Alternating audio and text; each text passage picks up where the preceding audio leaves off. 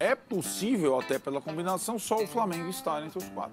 Vários dos titulares que vinham jogando foram preservados. O Gerson entrou no segundo tempo, foi expulso, mas outros tantos. Se o Flamengo vencer o Vasco, Botafogo e Vasco jogam na última rodada no confronto direto para um dos dois tentar entrar, né? O Fluminense vai ter o Nova Iguaçu nesse final de semana, se não vencer, tá fora. Pode ter só o Flamengo. Fala pessoal, sejam muito bem-vindos ao Flamengo Informa e agora vamos acompanhar o que a imprensa paulista vem falando sobre esse grande jogo que foi, né, Flamengo e Botafogo. O Mengão segue aí muito bem no Carioca, depois que os titulares voltaram da pré-temporada. O Flamengo foi absoluto mesmo, assim, uma sequência muito boa, ainda não perdeu com esse time, né? E consequentemente traz uma grande esperança para o decorrer da temporada. É o grande favorito a vencer o Campeonato Carioca, mas é claro, né? O foco do Flamengo não é nesse Cariocão, e sim já pensar nos jogos grandes, né? Pré-temporada já passou, o Carioca serve ali como um grande teste também, um grande experimento, né, para o decorrer do ano, porém o foco total será no Brasileiro, Copa do Brasil e também na Libertadores, sem contar que no meio da temporada tem o Super Mundial de Clubes, o Jorginho deve acertar com o Flamengo, deve ser anunciado no meio do ano, então isso traz um pensamento de que o Flamengo pode chegar muito longe e quem sabe conquistar títulos grandes nesse time treinado pelo Felipe Luiz. A imprensa elogiou demais o Flamengo, falou um pouco sobre a briga que aconteceu, é isso que vamos ver a partir de agora, o que a mídia paulista falou sobre o Mengão e o que pensar também desse time para 2025, tudo isso e muito mais no vídeo de hoje. O Felipe Luiz falando, os jogadores falando de briga e tudo mais, o Alexandre Barbosa até perdeu um dente na confusão, mas o fato é que o Flamengo ganhou de novo do Botafogo, como eu falei, Botafogo sabático, né? Tá largando tudo. E agora anunciou o Caçapa, o Gerson Caçapa, como novo interino. Cláudio Caçapa, desculpa. Como novo interino. Mas o Flamengo vai lá, foi 1-0. Um bom jogo, mais um do Flamengo. Massa, você que está empolgado aí. Acho que foi um jogo bom. Mais uma vez a gente vê, né, o modelo do Felipe Luiz em campo, isso é legal. O Flamengo aos poucos vai encontrando soluções. Até esperar o Pedro voltar. O Flamengo está com o elenco praticamente pronto, né? Está com o elenco formado. E o Felipe Luiz se coloca num lugar interessante, né? Quando ele fala assim, não, tem que dar um reajuste pro Gerson. Vocês viram isso? Uhum. Que o Gerson está aí discutindo e tal, não sei o quê. Então ele começa a assumir verdadeiramente o comando ali do vestiário, dos jogadores, muito bom. Ver o Felipe Luiz é uma boa situação no futebol brasileiro, né? É um bom nome surgindo. Vamos ver se ele se mantém assim. O Flamengo fez Pra mim, eu não achei... Vocês acharam ruim o jogo? Não. Eu não achei ruim, achei um bom jogo, cara. Achei que o Flamengo fez o suficiente para vencer. Apesar das chances que o Botafogo teve ali no final. O jogador salvando em cima da linha no segundo tempo, né? Isso aí que a gente tá vendo aí o Felipe Luiz explica, né? É coisa do ano passado, quando o Botafogo estava por cima, com provocação e tal. Tem uma rivalidade grande, histórica, incrementada pelos últimos duelos. Teve a final da Supercopa há pouco tempo. E aí que tá, eu acho que o Botafogo sabático, ele não consegue nem se mobilizar com algumas situações contra ele, como a questão, o Vessone acabou de falar do grande lance polêmico de arbitragem, a cotovelada do De La Cruz, que era para expulsão. Uhum. Você não tem um técnico efetivo, o seu dono está em outro lugar.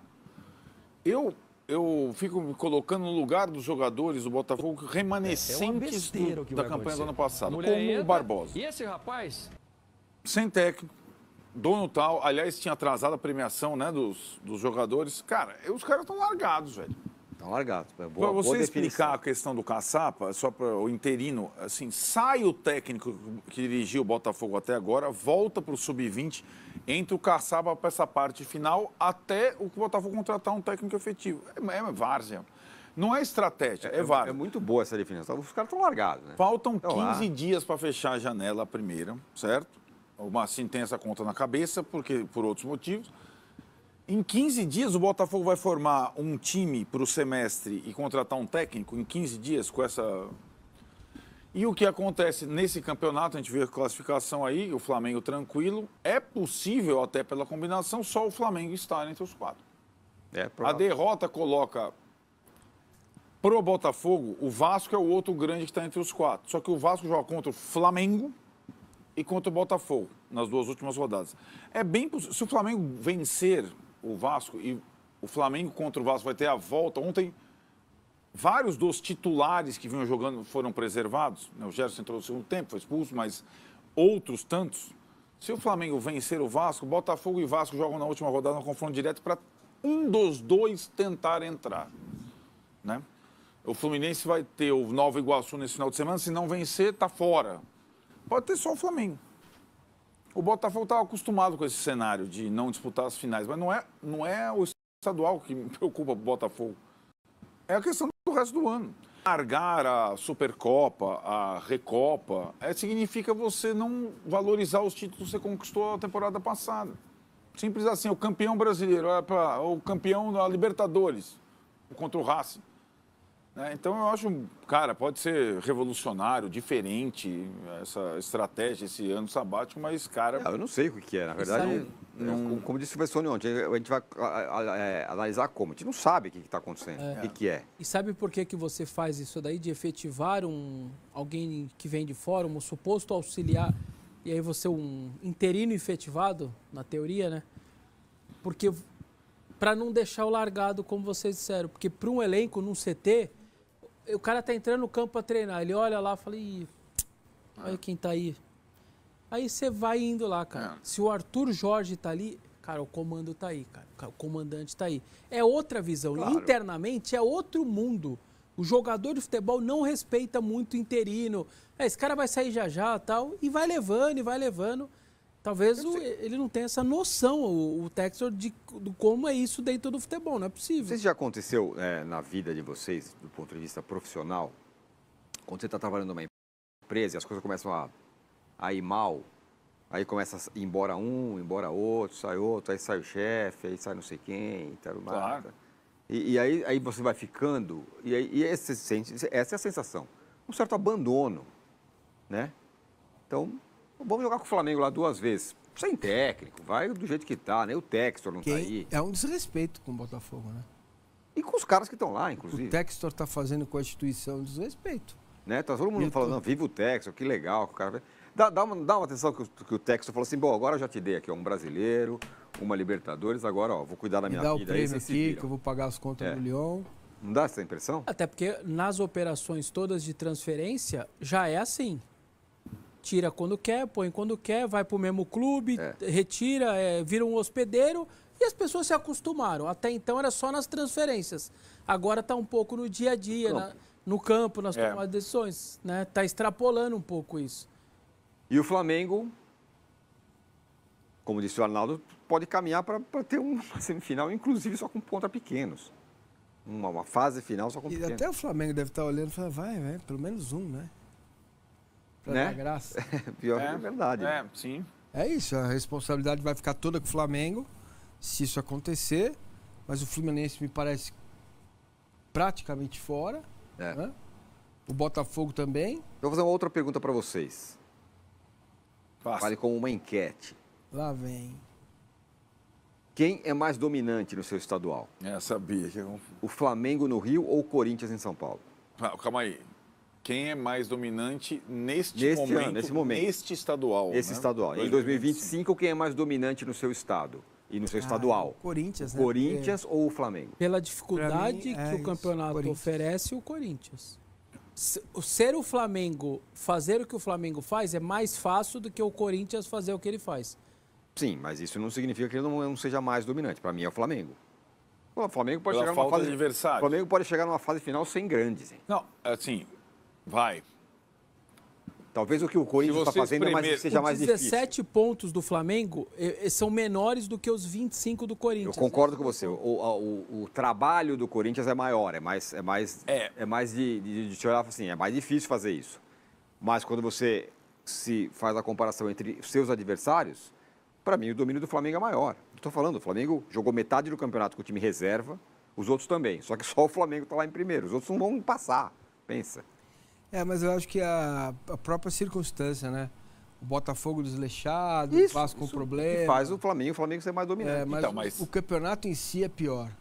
Pode pequenos. ser. Então, para mim, é o Corinthians. Não, você está respondendo a uma outra pergunta. Você está perguntando quem joga melhor hoje. Ou quem tem mais dificuldade, ou quem tem desafios, passou por desafios maiores. É o Corinthians. Mas o domínio dentro do seu estado, para mim, é o Flamengo. É isso que eu estou falando. Porque o Flamengo tem quase ninguém para jogar, né? Isso, mas é exato. Bom, que prova o que eu estou falando. Sim, mas não é pela capacidade do Flamengo. Não é, mas não é uma... Só faltam 3 rodadas, 2 no Rio, 3 em São Paulo, né? Isso. Alguns têm 4, quem joga hoje tem 4. Se a gente pegar as 2 tabelas, classificados estão hoje, acabou hoje. 2 grandes no Rio, 2 grandes em São Paulo, se for esse o critério. Né? Palmeiras e Santos não estão classificados. Botafogo e Fluminense não... Aliás, assim, a dificuldade de classificação do Palmeiras, ela não é tão grande como a do Fluminense, mas ela é grande, pela combinação de resultados. A classificação do Santos é mais ou menos como a classificação do Botafogo. O São Paulo está como o Vasco, é só fazer o trivial, e o Corinthians disparou como o Flamengo. Se você pegar só grandes, então... Agora, o que eu acho é que o miolo, né, o desafio, os intermediários, mesmo que possamos ter 3 pequenos nas semifinais do Rio, o desafio interno aqui é maior. A dificuldade das partidas, o Campeonato Paulista em si, ele é bem mais forte, o melhor campeonato do Brasil, certamente, o mais disputado, né? Até os times menores costumam ali, em várias vezes, né, ganhar dos grandes, então um campeonato bem legal de assistir. No Carioca é mais escancarado, né? São 4 grandes e um pequeno ou outro que às vezes surpreende. Esse ano aqui, todos os grandes, né, vieram com a ideia de poupar no início. O Flamengo poupou, porém quando o titular voltou, o Flamengo arrancou, né? Então assim, já o Botafogo, o Vasco e o Fluminense estão tendo dificuldades, como já foi bem dito. O Fluminense acho que nem vai passar. Podem classificar o Botafogo, o Vasco também, mas o Fluminense, meus amigos, já era. Até porque o Volta Redonda já também tá lá na frente junto com o Flamengo, né? Então, assim, é bom ver o Flamengo disparando. É um Flamengo que é muito avassalador contra seus adversários. Isso fica bem claro nos jogos, nos elencos. E amanhã tem Flamengo e Vasco, então tem tudo para ser mais uma vitória do Mengão. Vai muito forte para bater o seu adversário. Eu tô bem curioso para ver como é que as equipes vão se portar nesse grande jogo. Diz o que você pensa, comente abaixo se você concorda, discorda dos comentaristas. Opine, né? Opine, deixando sua opinião aqui embaixo, obviamente. E daqui a pouco voltaremos com mais informações. Um grande abraço e até logo mais. Valeu!